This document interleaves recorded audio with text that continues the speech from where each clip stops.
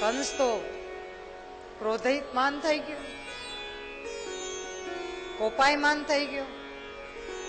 એક તો આમ પણ ખૂબ જ ક્રોધની અવસ્થા, પાપી માણસ, ક્રૂર માણસ, હિંસા કરવા વાળો માણસ, દૈત્ય, અને અંદરથી આખો હલી ગયો કે શું વાત કરો છો. તરત જ પોતાની તલવાર ખેંચી.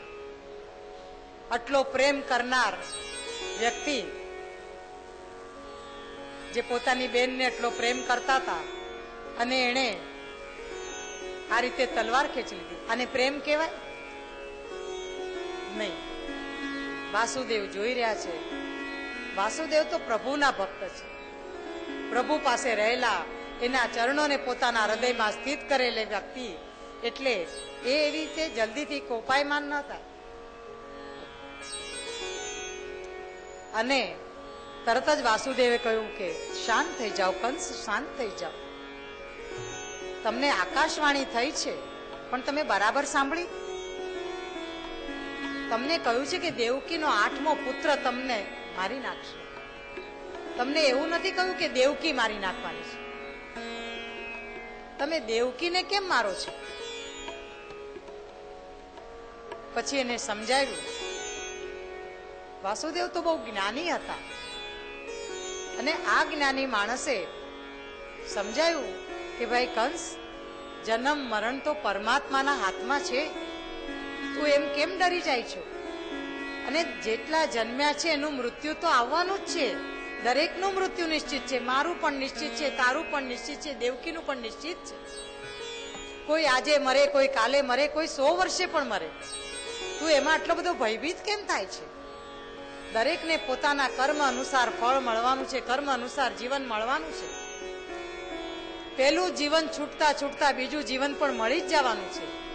અરે એક માણસ એક પગ ઉપાડે છે, પણ બીજો પગ ઉપાડતા પહેલા પેલો પગ બીજી જગ્યાએ મૂકી દે છે. તો આ તો અવડું મોટું જીવન છૂટવાનું છે.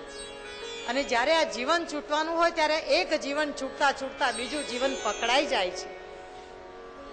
આ તો ફક્ત દેહનું જીવન છે. તારો આત્મા તો એનો એ જ રહેવાનો છે.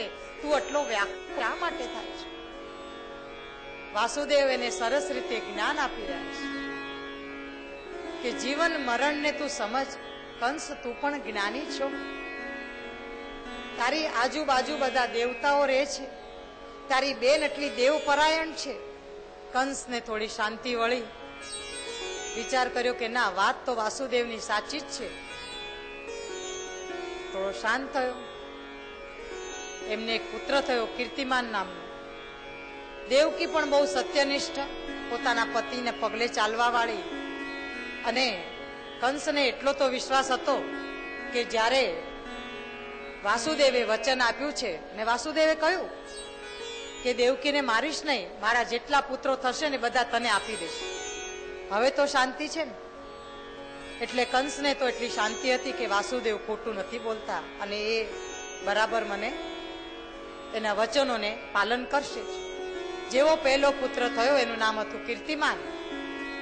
વાસુદેવ અને દેવકીએ એના ચરણે લાવીને ધરી દીધું અને કહ્યું કે તમે જેમ કહ્યું તે પ્રમાણે આ મારો પહેલો પુત્ર છે. એમના ચરણે ધર્યો. કંસ વિચાર કરે છે કે મને તો 8મો પુત્ર મારવાનો છે, મારે આ પહેલા પુત્રને લઈને શું કરવું છે? કંસે એના પુત્રને પાછો આપી દીધો. એ જયારે પાછો લઈને જતા હતા ત્યારે નારદ મુનિ ત્યાં આગળ આવ્યા. આપણે જાણીએ છીએ નારદ મુનિ બધી બાજુ કામ કરી નાખે, દેવતાનું કામ કરે ને દૈત્યોનું કરે. એટલે નારદ મુનિ તો આવી ગયા, નારાયણ નારાયણ નારાયણ કરતા. અને નારદ મુનિ જેવા આવ્યા કે કંસ, તું આ શું કરે છે? એના પુત્રને તું પાછો દઈ રહ્યો છે? તો તું વિચાર કર, તને મારવા માટે ભગવાન અવતાર લેવાના છે, અને આજ સુધી બધા દૈત્યોનો નાશ દેવોએ અવતાર લઈને જ કર્યો છે. તારી આજુબાજુ જેટલા ગોપ ગોપીઓ દેખાય છે એ બધા જ દેવતાઓના અંશ છે. તારી સેવા કરનાર નોકર ચાકર દાસ દાસી એ પણ બધા દેવતાઓના અંશ છે. અરે આ તો બધું દેવતાઓનું આયોજન છે, તું સમજ.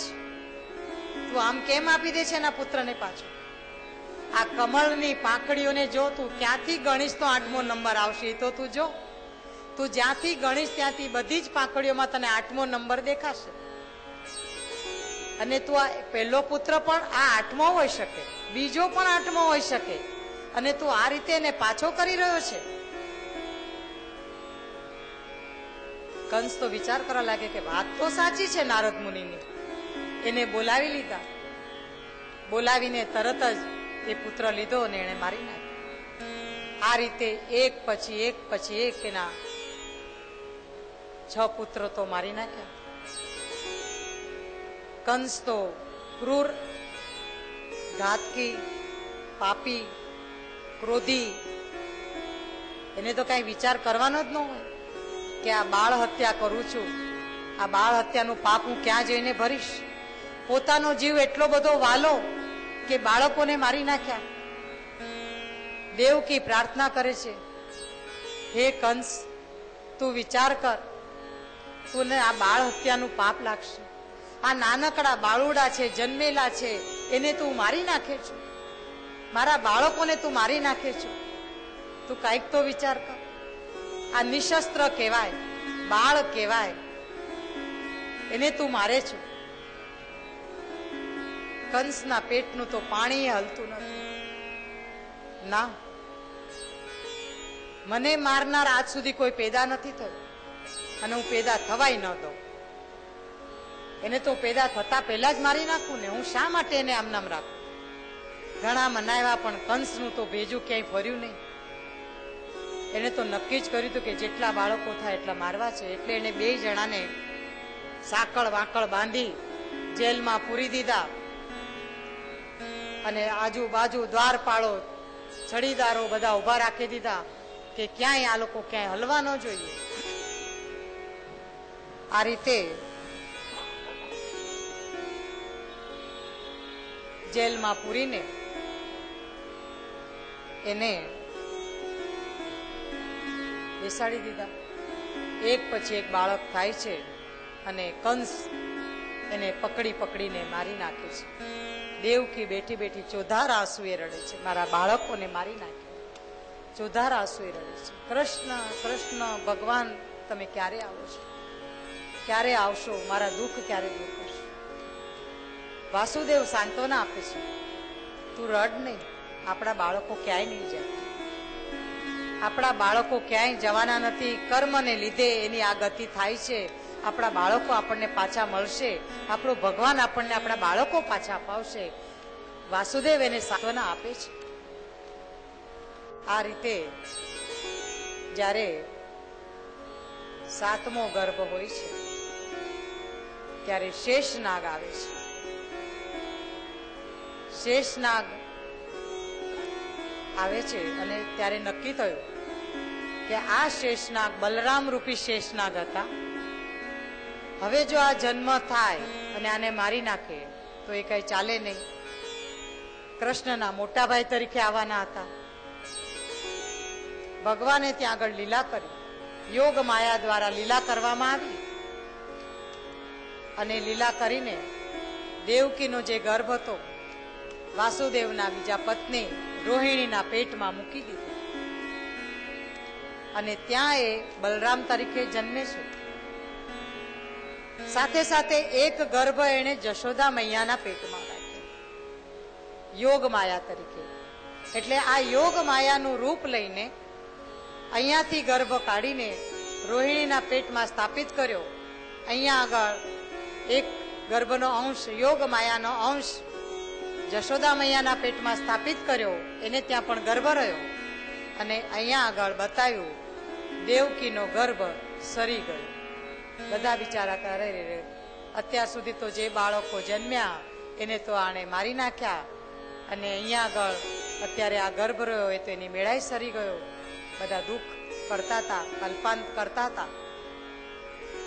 એ વખતે વાસુદેવ કહે છે તું જરાય કલ્પાંત કરવા જેવું નથી. અને આ રીતે વાસુદેવ અને